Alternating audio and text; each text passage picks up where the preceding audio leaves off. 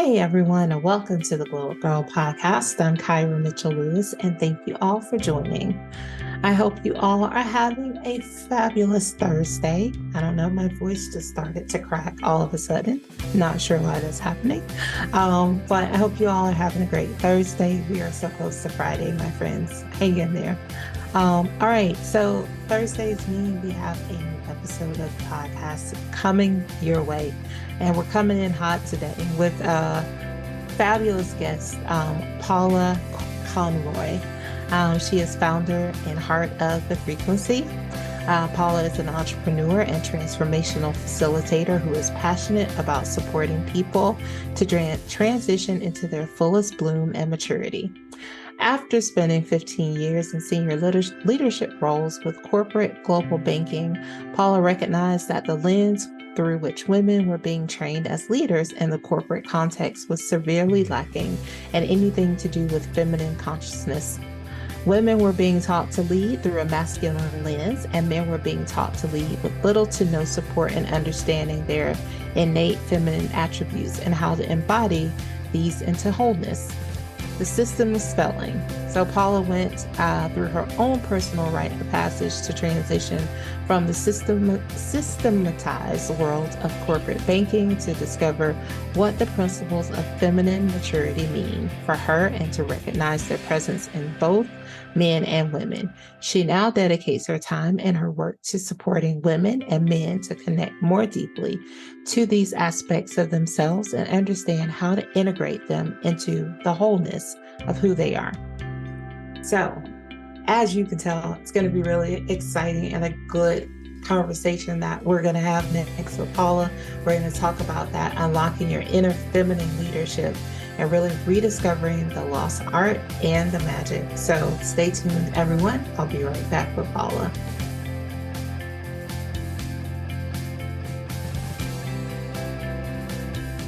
Welcome back to the Glow Up Girl podcast. I'm Kyra.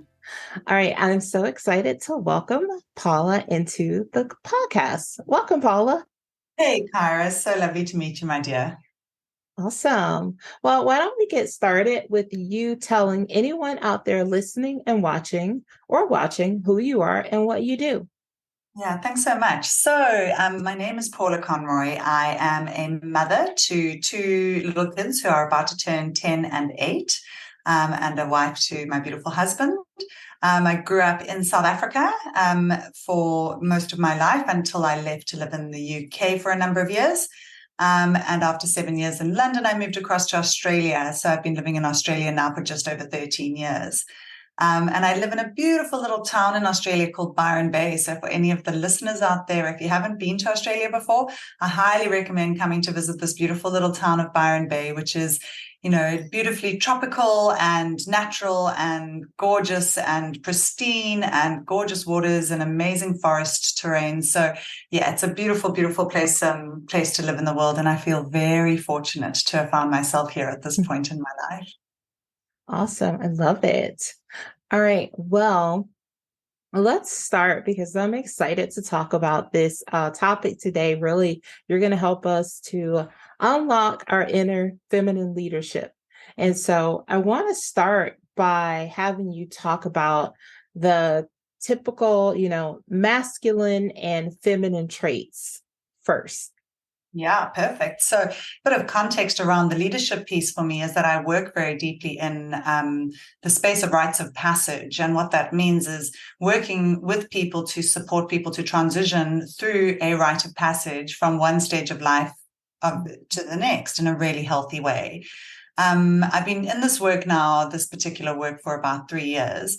But prior to that, I was a senior leader in corporate banking for 15 years. And I led multi-jurisdictional teams and managed a big balance sheet and, looked after, many, many, many clients. And so I grew up, in inverted commas, in the banking system, learning how to lead according to that system and that structure. Internally, however, towards the sort of end of my career there was definitely what I call the knock on the inside, this knock on my front door, saying, "Hey, this is not where you're meant to be, and this is not what it's all about. There's something different that you need to go and discover for yourself in order to be able to come back and articulate what needs to change in order for this system that is geared towards more, bigger, better, faster." Utilizing all the employees as kind of resources that have just got endless capacity to work harder, to work deeper, to work more, less time off, less balance, less well-being, and we can see that evidence through the whole globe when we have a look at how many people are struggling with mental health issues and, feeling disenfranchised in their lives and feeling unsatisfied. So, the journey that we're on collectively is from this place that's not aligned to the values that all of us, perhaps, I would love to identify with, which include, balance and harmony and, contribution and being in service and, running beautiful families or homes or however it is. Like all of us are seeking for that level of consciousness or that level of consistency. And our system's just not geared to support us to do that. So, for me as a person who grew up in that industry, I realized now subsequently since I left how steeped in the masculine traits of leadership the systems are. And since I've stepped out of that and gone on this rite of passage for myself, this journey from that way of living and that way of being and being highly identified in that structure and with that job and with that, perceived status and all the things that come with that kind of a job and that kind of a position, to then turn away from that and go through this necessary rite of passage that internally I was called to do, to discover for myself, hey, what does it actually mean to be a female leader? What does it mean to have a female leader around the table? And this is leading on to responding to your question now, which is that it became very evident to me that there are these different traits that live within all of us, and men and women and everybody in between. We've all got this spectrum of traits or gender traits that live within each of us. And so on the one side, we have typically very masculine traits being, very structured and very ordered and coming up with a plan and building a linear solution to the problem that we're faced with. Right, here's the problem. Let's do this and then this and then this, and then we're going to have a solution, which is a highly important, very valuable, strategic way to think. And it's got its place for sure. But what I realized was that within that structure, within the corporate structure that I was in for so long, it's the only place, it's the only way in which we're being taught. We're not being taught about this more cyclical, more fluid way of the feminine that is kind of almost as if you could picture a tree growing up in a linear way from the ground, and then you picture all of the seasons cycling around it every year, year after year after year. As the seasons cycle around the tree continues to grow up in a linear and down in a linear way. And this remembrance of these cyclical patterns that are happening for us all the time, and being able to drop into a flow that includes the spring and the summer, as well as the autumn and the winter. Whereas our corporate structure is like, right, we've got to continuously be planting and growing and bigger and better and faster and make sure we're reaping the harvest. And it's always got to be profit at whatever cost. And we've always got to be on this upward trajectory. And yet nature itself is showing us that actually us as a part of nature, human beings as a part of nature, have got a very different way of operating. We need to go through the rest and digest phases of the winter and the autumn to let the things that need to fall off and disappear, so that we have the opportunity to plant the new seeds in whatever fertile bed we're talking about, So this beautifully, very feminine trait, Mother Nature herself is very feminine. This planet that we live on, this beautiful earth, is very feminine in nature. And, we've forgotten that connection to all of the wisdom that she holds, that the feminine holds, in this over-identification that we've had with our masculine traits of getting stuff done. So Yeah, so this is this sort of spectrum, and just to be super clear for all the listeners that when we talk about these masculine and feminine traits, we're not talking about men and women or anybody in between. We're talking about traits that are typically associated with those with the masculine or the feminine. So they all live in all of us. Every single person, men, women, and everybody in between, has got these traits that live within us, and it's our call to explore now these traits that perhaps we're super familiar and identified with, ones that we've been operating from and with for a very long period of time. But there's this whole spectrum of traits to be embodied and explored and unpacked to support us in this moving along of this journey that we're collectively on to a better way of being within ourselves, a better state of well-being within ourselves and within our communities. Yeah, I thank you so much for explaining that, because I mean, we do live in a world where it's just go, go, go, go, get it done, and even when you talk about like working maybe in the corporate space, like I notice most times we're like go, go, go, go, and then there's never like that reflection period to like take a step back and see, okay, oh, it went really well. I really like encourage my team all the time to like, let's just talk about like how it went. Let's talk about how we want, let's celebrate where we were really good. Let's talk about how we could be better before we just like drop that, get it done and move on to the next thing. Because it's almost like, you're not reflecting, but you're also not like really learning anything. And you're also not giving yourself a chance to just like breathe, because you're just like on to the next, on to the next. And it's another thing, that we see with entrepreneurs. It's what's often called like the hustle culture.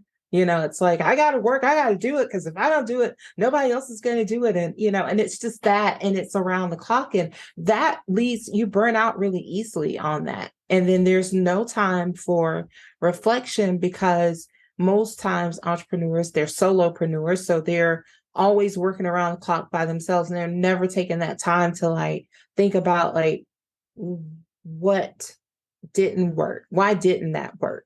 And so it's just on to the next. And you're just like burning out because you're just trying to do stuff all the time.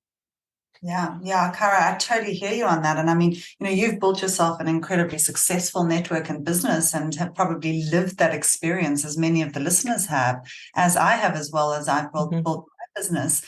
And this is part of this experiment, so to say, this experiential experiment of how is it that we can work out how to shift the way in which this momentum that's in our collective psyche and our collective consciousness can shift, and it's almost as though if we think of like, one little part of the wave trying to go in a different direction, but the whole wave is moving in one direction. It's like kind of succumb and surrender and succumb and surrender. And this is why I appreciate, what you've done with Glow Up Girl, is because, these types of conversations and these types of messages getting out to people really supports the other little droplets in the wave to go, wow, I actually am going to investigate and explore ways in which I can actually seek to change this momentum that is actually carrying me without me choosing to be carried.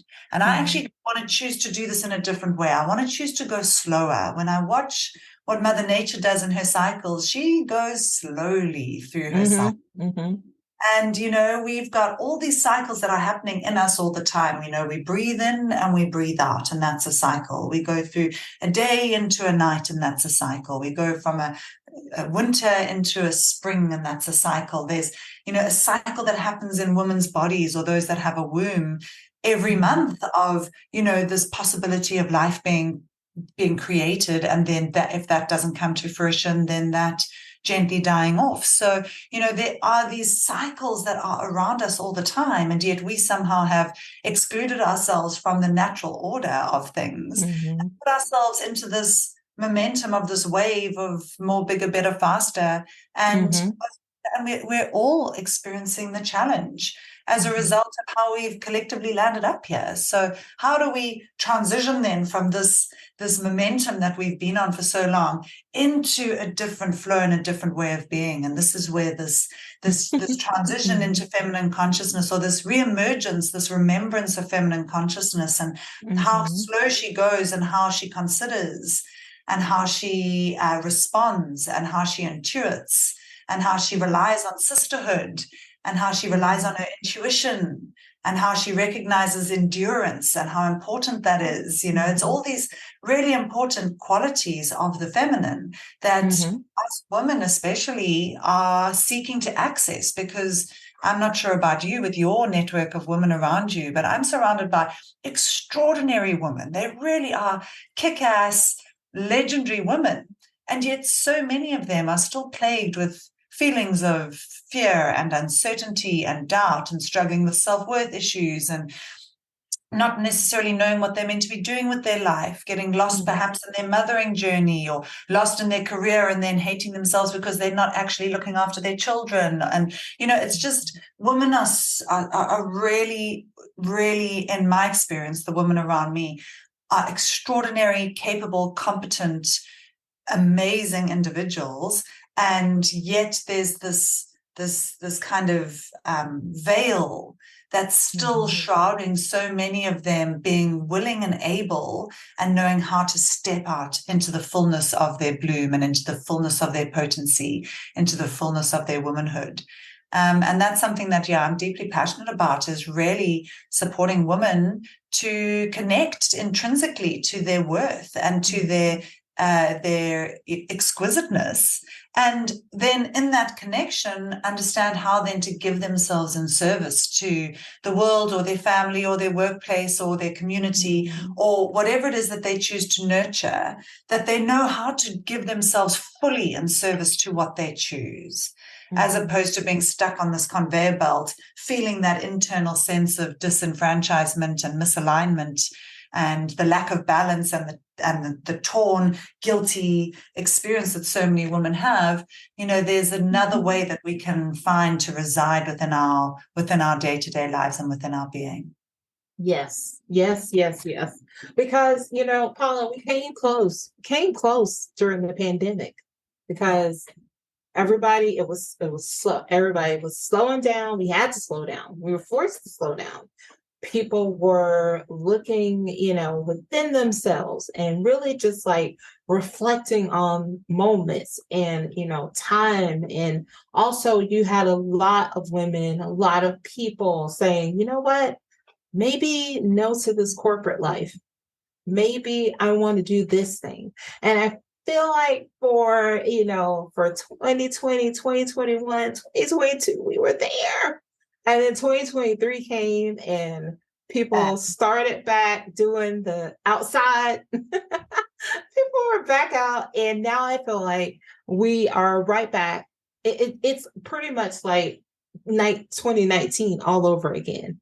And people, like you said, have just kind of gone back into that move faster, get more, do more. We've got to beat everybody else mentality. And now it's like so many people are struggling, like you just mentioned, with like feelings of guilt. Obviously, you know, you've got, if you're at work, especially women, if you're a working woman, if you have a family and you're feeling torn and pulled away because I need to dedicate time to being like the best career woman I could be. But then on the other hand, I need to be a good wife. I mean, I think we all struggle with that. I mean, I'm a wife and a fur mama. I don't have any children, but I have a everyday job and I have Glow Up Girl. So it's often really hard sometimes for me to like, you know, have to figure out how do I get the balance of being able to spend time with my family and not getting off one job and then going into the next job. And eventually, I mean, I just drew a line in the sand to where I was like, you know what?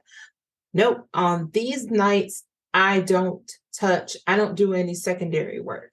So I have select nights to where, and then some days, even on days sometimes where I may plan to do Glow Up Girl stuff, sometimes, you know, I'm like, I'm tired. I don't feel like it. I want to go and sit with my husband and pup and watch a movie. And that's what I do. And I feel like for me, that's like that was a big step for me.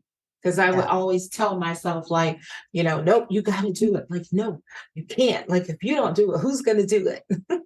Yeah, I mean, what you're saying there, Cara, just really kind of resonates because so many of us have that little death mother voice on our shoulder, like, you've got to do more. It's just not good enough. Don't you dare go and do that. There's this kind of like little bitch on our shoulder, really. A whip, and, in the feminine consciousness space, that little woman, that little voice is called the death mother. And it's like she is this force within us that is just very deeply rooted in the psyche, and it's very much part of our deep level of programming that we've received around oppression and suppression and repression. And if we just so happen to want to start sparking up and following our own bliss, there is this deep rooted inserted program in all of us that's like, oh no, you don't. She's like death on behalf of death. She wants like absolutely going to whip, and that's a very difficult voice. I struggled with her for a long time until I found the context within which I could work with her. And so if that voice is appearing for women, what we say with the death mother voice is that, when she comes in, you don't look her in the face. You don't look her in the eye. You don't give her the space. You hear if she comes in unconsciously, which is what she does, she will seep in through the subconscious or the unconscious. And next thing that voice will be saying, haven't done enough. Don't you dare go and sit there. You need to finish this. You committed to doing this. All the things that she knows how to do that would work with our psyche that would make us really want to. We have the conscious choice in the moment to say, I'm choosing not to listen, and I'm choosing not to look at you, and I'm choosing to honor the expression that's coming through me in this moment now, which is, let me go and have some good quality time with my beloved and go and let my body relax and rest. And I'm going to honor that. And it's such an incredible practice to really recognize that when we do honor ourselves in that way, and we put ourselves and that intuitive knowing within us that was choosing before the death mother walked in, to honor that part of ourselves, like that's a deep level of self-care and self-love. That's really when we're connecting and honoring ourselves in a beautiful way. Nobody else can do that for us. It's up to us to remember how to do this for ourselves. And, we know how to hold ourselves accountable to the things that we've committed to. And we know how to, and I certainly know that for me, I've realized as I've moved from that corporate world into solo and entrepreneurship, is that I'm accountable to only myself. And when I have got too much going on and I'm working too much, it's because I've taken on too much. I've created too much. And that I have it within my power to slow things down. Even if there's this momentum in me to say, oh, I've got to do more, bigger, better, faster, because that patriarchal programming is very deep in all of us. And that momentum of that wave is still in me, where suddenly I get caught up in that old way of thinking of like more, bigger, better, faster, better, carry on. And it's like, what are the practices that can stop me in that moment to bring me back into my body, to connect me to my breath, to slow me down so that I can hear myself and not be stuck in that conveyor belt, that's taking me down that old way of, Exactly. Yeah. And I appreciate that you said, because it's not like you come to it and it's like forever, like I appreciate that you said, like, it can be recurring where you can have a setback. And you can find yourself in a place where you're like, well, I'm just going to tough it out. I'm going to do it. I got to do it. But then being able to like recognize that you're there and to say, like you said, like to stop and to breathe and to slow down and to say, like, it's okay. I can do this tomorrow. Yeah. Okay. So Paula, you started talking about the rite of passage. So I would love for you to talk more about your own rite of passage, if you'd like to tell us more about it as a whole and talk about what it's meant for you. Yeah, perfect. So, rites of passage, the term rite of passage was coined by a Belgian anthropologist in 1908. And his name was Arnold van Gennep. And he explored and studied many indigenous cultures from around the world. And what he recognized was that, especially at that coming of age ceremony for children who are transitioning into young adulthood, that there was always a ritual, which is where the word rite comes from, that marked the transition, which is the passage between one stage of life to the next. The door of childhood is closing. Here's this passage, and the door of young adulthood is opening. Now, what needs to happen in that passage for that transitionary stage in order for these inevitable changes to happen in a much more conscious way? And these, and I'll talk a little bit about the elements of a rite of passage shortly, but what I want to just touch on is pointing towards the impact of the absence of healthy rites of passage in our modern day times. So we don't have we don't have any ceremonies that mark our young children transitioning into adolescence. More often than not, the youth are just being blamed and shamed and, told how terrible they are and how they're just on social media and they're just gaming and they're just this and they're that. And generally speaking, our youth are copying it quite a bit. It's difficult for them. And they're also growing up in unprecedented times with the technology pandemic that we've got going on and, overworked parents. And, again, like this is all just part of our collective evolution, but overworked parents, too much screen time for kids. And here we have, the rising cases of mental health issues in our youth are just on a whole nother level. And, at this stage, we have record-breaking numbers of young people seeking help from the internet and not from their parents or trusted guardians or other adults. So they're finding so there's a huge issue. And, the impact of not having these healthy rites of passage in our modern day times for our youth is resulting in, is part of the issue that's resulting in these challenges that our youth are now facing. Now, a rite of passage doesn't necessarily need to only apply to that, although that is the most obvious. A rite of passage is a birth. Giving birth to a child is a rite of passage. It's going through something that from where one was through some kind of ritual and ceremony to another place where we are irrevocably changed. Our circumstances, it's like the Rubicon crossing that Steiner talks about, that once you're through that passage, you're not going back. Once you've had a child, you will never not be a mother again. Once you've transitioned into young adulthood, you're never going to be a child again. Once you've transitioned, there's all sorts of rites of passage that are irrevocably, that we're irrevocably changed by. And these initiation rites, because really it is an initiation, it's an initiation to mark these key stages of our lives from one stage to the next. And we get initiated into that next level of maturity, into that next stage of our being. And we've forgotten how to do this. We just kind of grow older and we think that just because we're growing older, that we're maturing and that we're getting initiated into adulthood or into our elderhood or whatever. And it doesn't just happen. We can see that we have got a number of uninitiated leaders in our world. And we're pretty much run by a bunch of traumatized boys at the moment. It's like these uninitiated men who have been, look where the world's got to with this lack of initiation into mature adulthood. And the lack of presence of mature feminine leadership in the world. There's this huge imbalance with that. So, there is a way in which we can curate and cultivate a pathway using ceremony and ritual, using the sacred ancient practices, very simple practices, but Indigenous tribes always sat in circles and told their stories.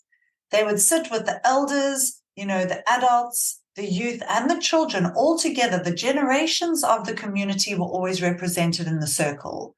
And those generations, the stories were told to preserve the lineage of the culture within which they existed. They were there for the elders to tell the stories of when they were younger so the youth could learn from the elders' journeys and the elders' successes and mistakes. They were used as an opportunity to share on our own personal narrative so that individuals within the circle could share things that were going on for themselves. And in that process of sharing and hearing oneself while being witnessed by active listening participants in the community, the individual is connecting to their own story in a way that's very profound and very unique. And the witnessing act is teaching others through that listening about things that might be relevant to them in that process. So there's so many layers. Mythology gets used a lot in circles, talking about different ancient myths and their power and their potency. And what the beauty of myths are is that we can hear the same myth over and over and over again, and every time take something different out of it based on what's relevant to our lives at that time.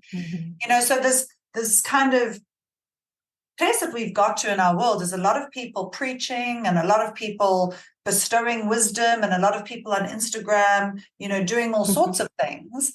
And ultimately, that's a process of people being like spoken at or told.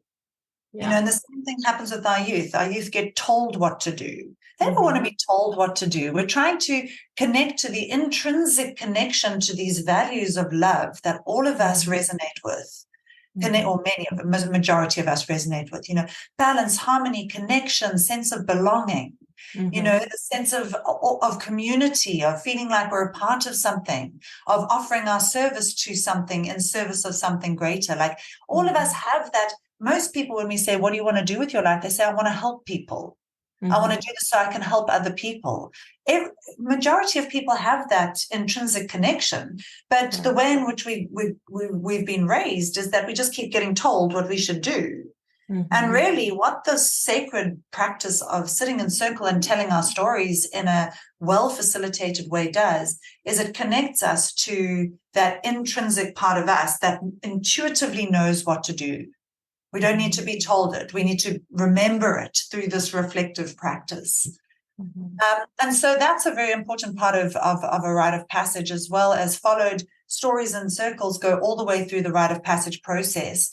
There's a second component of a rite of passage, which is that it always involves a challenge or an ordeal. So giving birth, it's fraught with intensity. There's a challenge involved with bringing life into this. There's a challenge involved in our ultimate rite of passage, which is our own death and letting go. There's a challenge involved with the children transitioning into young adulthood. There's a portal that we need to go through that requires the compression of a birth canal in these transitions in order for us to be able to squeeze through and let go of the things that do not serve us anymore and emerge being able to be more connected to the things that do serve us and that we can choose. And with that process, we move into the next stage, which is the possibility of visioning. So once we've gone through that kind of experiential journey that gives us the experience within which we can then feel our way into this next stage of our lives, we then have the capacity in our brain to vision into a new version of ourselves and our lives. Who do I want to be? How do I want to show up? How do I want to show up for my family, my loved ones, my workplace, my community, my planet? What do I need to let go of, and what do I need to really commit to and vision for the future, which is such a great part. And then the final stage, which I was really excited when I heard you talking about the way you lead your team, is that, the final stage of the process is what we call the honoring or the recognition of spirit. Is that once an individual's gone through a rite of passage and transition through this portal, is that they come back into the community or back into the circle, and everybody celebrates this person for the journey that they've been on and reflects back to them their unique gifts and talents that they've experienced or that they witness or that they see in the other.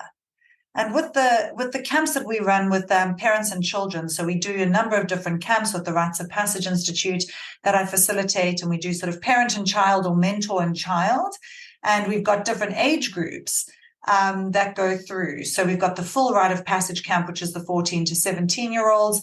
And then we've got kind of like precursor camps that sort of lead towards the full rite of passage camp. And we have this beautiful circle at the camp area, which is just beautifully immersed in nature. And we have a stone throne that we put each child on at the end of the camp.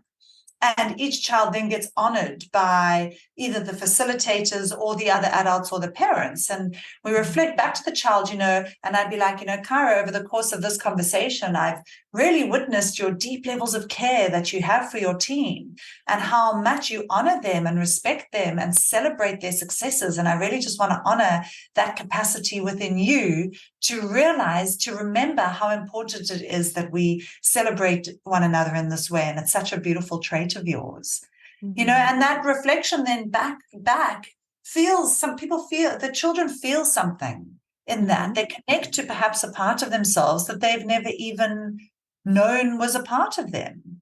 Right. And so that's kind of the full sort of process that we go through, and then we can send them out into the world with this new vision and this remembrance of who they are and this recognition of their spirit. And it's a really extraordinary process that initiates people from one stage of life into the next in a really healthy way. Mm-hmm. Yeah, I love that. And I agree. I think that is what is missing from a lot of people, not just young people, but just people, as you mentioned, transitioning from one stage of life to the next, because it's like right now, it's like in a hurried experience.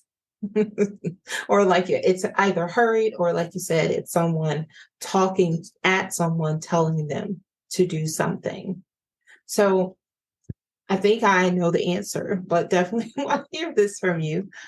As a society, right? We're moving in this different place. You talked about a lot of the leaders we have in the world, which I definitely agree with. What will be the implications for our society as a whole if we continue to not mature or elevate ourselves to this greater degree of awareness and consciousness? Yeah, no, I'm really, really hopeful that doesn't happen. Yes. Unfortunately, the trajectory is not good. With the onset of AI, and AI's got many benefits, and it's also it's wild and it's out of control and it's not governed and it's not regulated, and the implications of that on us collectively are going to be dramatic and far-reaching unless we root ourselves deeply into the recognition that we need to take the reins of this existence again in a really healthy way. And there's some very key influential, like Louis Rosenberg and Dr. Katrina Wallace and all these very influential AI people who are speaking out very strongly about the lack of governance and ethics around this artificial intelligence boom. And that feeds into the podcast. It feeds into not the podcast. It feeds into the population, and it feeds into our children, and it feeds into the technology issue, and it feeds into the burgeoning lack of control and lack of attunement that we have to the way in which our future is going to unfold. And so, for us collectively as a human species to collectively tune into our self-preservation, our deep-rooted self-preservation, and to remember how to connect to that, is that when we start connecting to that, we can feel what's amiss here. We can feel what's wrong. We can feel what needs to change. And, for me as a woman, I identify as a woman. I worked in corporate banking for all those years. I was deemed to be a female leader. I never could answer the question for myself of what does it mean to be a female leader? Like, is it just because I'm a woman? Like, what is it that the feminine brings to the table that is so necessary and important that that diverse teams and diverse countries with diverse leadership thrive? Like, what is it that happens there? And because of my lack of initiation and remembrance of myself in feminine consciousness, I came to my adulthood and didn't have any intrinsic connection to that. So my rite of passage in adulthood, or from where I was in my late 30s to transition then through that portal into 40, was like, wow, there is a rite of passage of transition for women to go through from the maiden years of their lives into the mother years. And by mother, I don't mean biological mother. It's that one doesn't need to have one's own children to identify with that archetype. That archetype is a frequency that holds the deep mother qualities that Mother Earth has, or that the loving mother has, which is compassion, kindness, deep levels of fierce, protection of the tribe. If you look at like a matriarchal animal being an elephant, the matriarch in a tribe of elephants looks after the whole herd, and the herd stay together for life. And that matriarch protects them. She leads with ferocity when she needs to. She nurtures, she cares for. Like there's all these elements of matriarchal nurturance and leadership that, us women are being called to connect to again and called to remember. And there is this rite of passage for us to go through into our mature adulthood, as there is a rite of passage for the men to go into their mature adulthood, which involves the exploration of the ways in which patriarchy have impacted them, the ways in which they've benefited, but also the ways in which they have been harmed by the patriarchy. And the subsequent then outward projection that's happened under the construct that we've been living in of suppression of women and minority groups and certain cultures and genders and so on and so forth. Like, we need to turn our attention towards our own journeys of our own transition and our own orientation towards our levels of maturity, to build our capacity to be able to then unpack these little treasure chests we all have of all of our biases and all of our opinions and all of our judgments and all of the ways in which we have accumulated all of this rot inside of ourselves. And we need to go through a journey where we can go through that passage and unclip all of those things that are not in service to this world that we're trying to co-create, which is attuned to the frequency of love, balance, harmony, connection, belonging, health, well-being. All of these qualities that all of us so deeply wish and yearn for are only available to us if we are willing to do the work with ourselves, go through our necessary rite of passage, and really hunt down those patriarchal constructs within ourselves and become very deeply attuned to our own orientation, move through our own biases, and then understand at that stage, through that initiation, through that portal, how we can give ourselves in service so that we don't land up with a world that is on the current trajectory that it's on, which none of us are very confident about where it's going to, where it's going to land up. Yeah. But, I like to be optimistic, so I'm hopeful.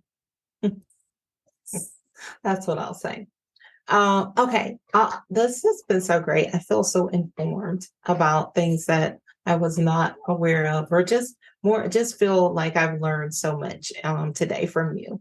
And I hope that everybody else listening, watching, that you all have as well, because I think it's almost, I love the way that you talked about it. And then you also broke it down into like everyday language, so that we know you can apply it to, there's not one thing I didn't hear from you today that I can't apply to like something in my everyday life. So thank you for doing that, Paula. You did talk a little bit about programs that you do offer, but can you talk about any other ways, or just how the audience can also connect to you if they want to reach out to you as well? Yeah, for sure. Thanks. I'd love to hear from anyone via my website, which is thefrequency.global, or on the Instagram handle, which is the same, thefrequency.global. I have coming out in the next couple of weeks a little short mini course, which is a 5-part series around an introduction into this transformational journey into mature adulthood. So, really beautiful, simple practices, exploring what is a rite of passage, exploring how to work with these parts of ourselves that got stuck somewhere along the line and how to bring those into wholeness. And then really looking into nature and going like, wow, how can I learn from nature? She's around me all the time.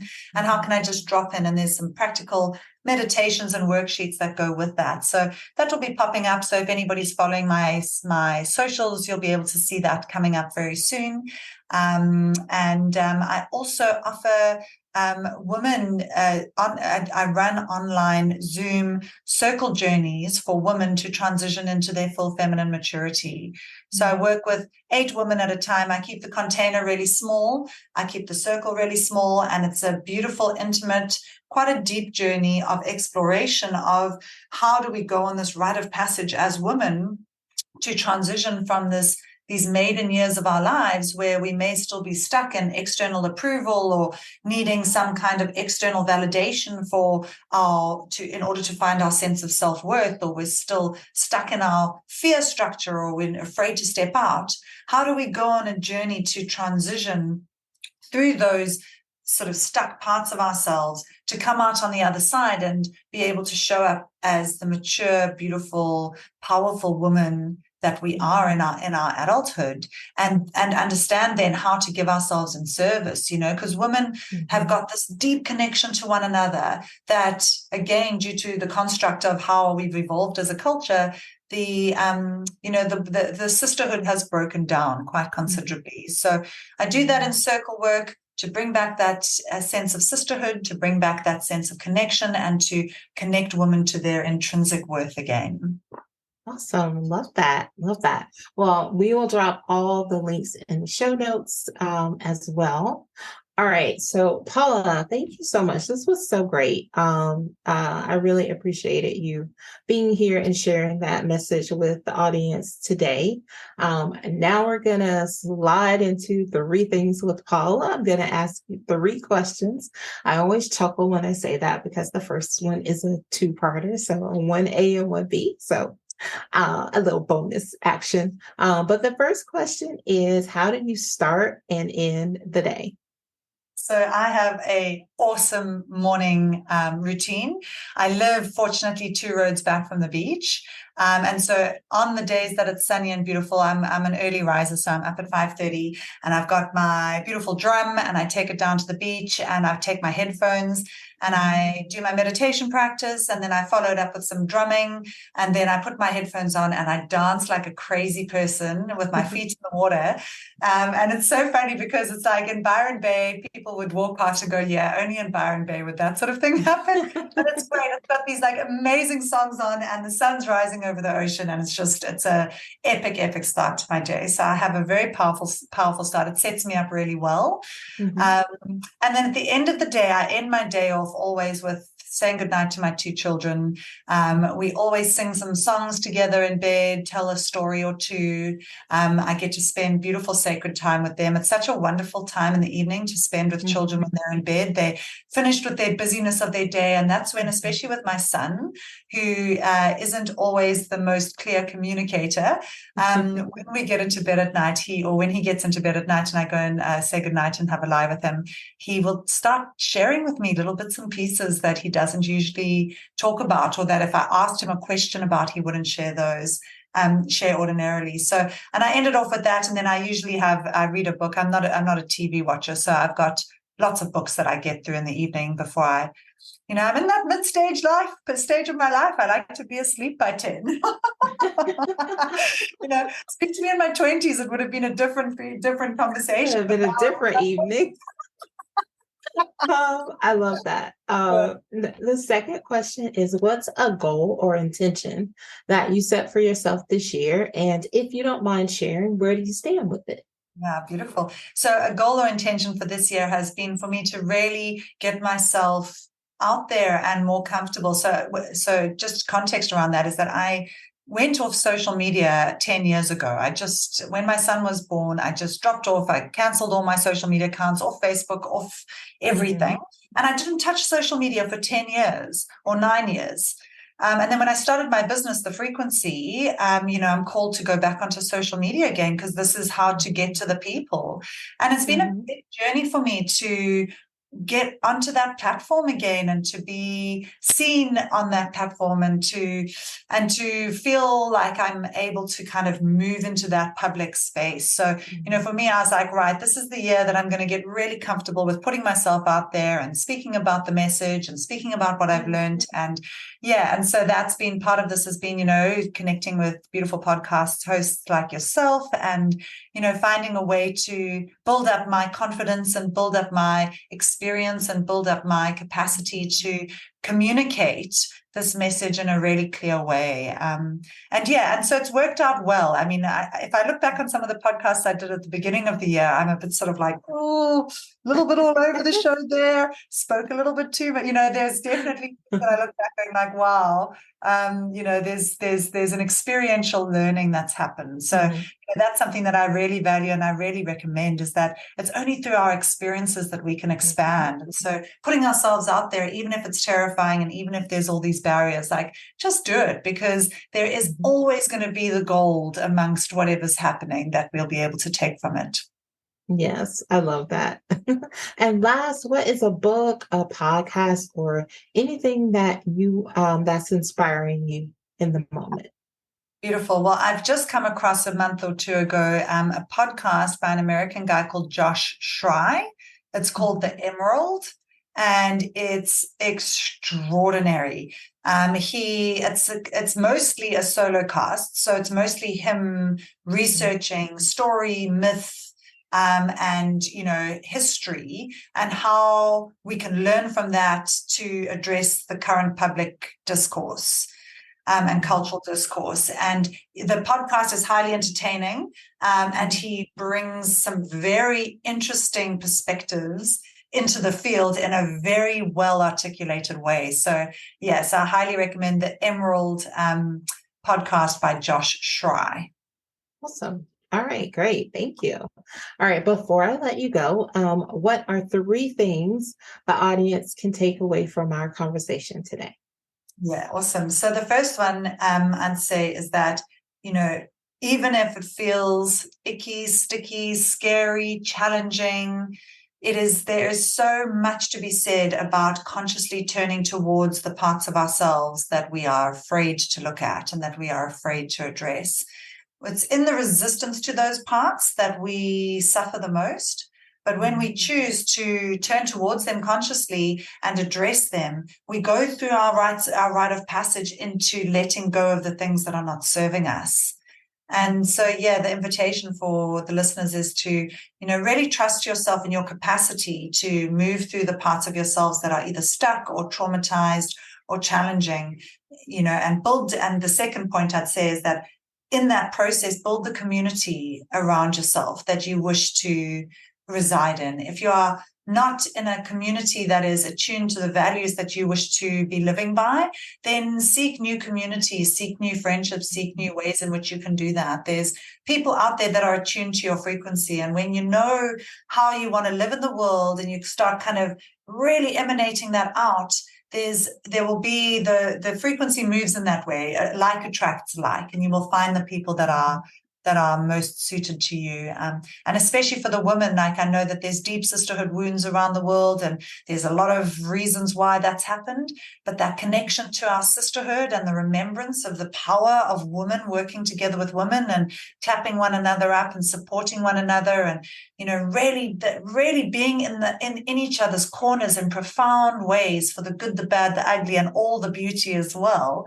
There's huge potency to that. So community and sisterhood is really important. And the last thing I'd leave you with is that whatever happens, I had a little bit of an upset with my dad. My dad went into ICU a couple of months ago with a burst peptic ulcer in his stomach, and it was really touch and go over whether he was going to be okay. And he's pulled through and he's slowly recovering, which is amazing. But it was just really interesting for me in that experience, when all of that was like, oh my gosh, what's happening here? Is that all the stories and all the challenges and all the beautiful parts of our relationship and challenging parts of our relationship just fell away. And what was left was just the love. And so there's this real power in remembering the love and coming back to the love, like that love that's in all of our hearts. If we can reconnect to that time and time again, regardless of what's happening on the outside. Because honestly, when all's said and done and we all leave these meat suits that we're in and this earthly plane that we're residing in, we're all returning back to love. So, to try and remember that all the time and connect to that part of ourselves that remembers love at the core is, it's a powerful practice. Just come back to the love. Awesome. Love that. Love that. Well, Paula, thank you so much for taking time out of your schedule to join me for this conversation today. It's been great. It's been awesome, Cara. Thank you so much for the good work that you do, my dear. And it's been wonderful to connect to you and your listeners. Thank you for having me. Awesome. Well, stay tuned, everyone. I'll be right back. Welcome back to the Glow Up Gyrl podcast. I'm Gyrl. I want to thank Paula again for that wonderful conversation. I feel so informed. I feel like I learned so much. I don't know about you all, but it was really a great conversation.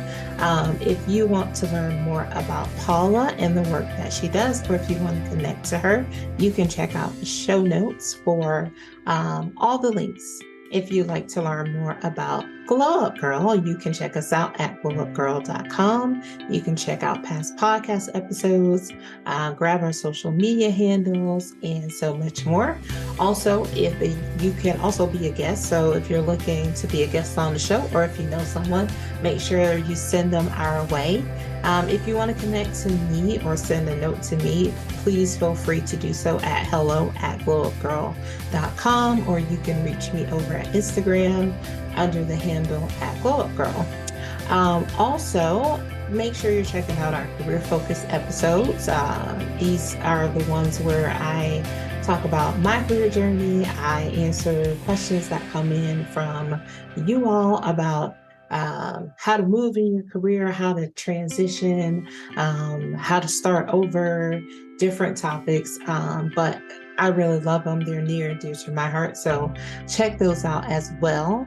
Also, if you are resonating with the content you find here on the podcast or on our social channels, you can also find more in our Patreon community. So you can go and take advantage of our Glow Getter membership. It's only $5 a month. You can get career guidance, you can get business tips and behind the scenes and so much more. So everything there is designed to help you elevate to elevating your career and ultimately really just create a life that you love. So check out the show notes for the link to that as well. Let's see, if you are on a platform that allows you to leave a review, please feel free to do so. Or if you are on a platform that allows you to rate us, make sure you do that. And also, if you haven't checked us out over at YouTube, make sure you go over and subscribe. If you want to watch the episode, you might want to see who I was talking to today. So you can get both Paula and I on your screens as well. All right, so before I go, I just want to say thank you to you all again for taking time out of your schedule to spend a little time with me. Also, thank you to anyone who has left a review. Again, I always say this, but I love reading your reviews. They mean so much to me. It lets me know that you value the work that I've been putting into this community and into this podcast. So thank you so much for that. Also, sharing is caring. So if you have a friend, family member, colleague, coworker, whatever, who you think would benefit from hearing this podcast, make sure you are sharing it. And also, if you're sharing on social media, make sure you tag us. I would love to see that. So I think that's it, everything. That's everything. All right. So I hope you all have a wonderful rest of your Thursday. Have a fabulous weekend, and I will see you all next week. Until then, stay focused, fab, and glow up. Take care, everyone.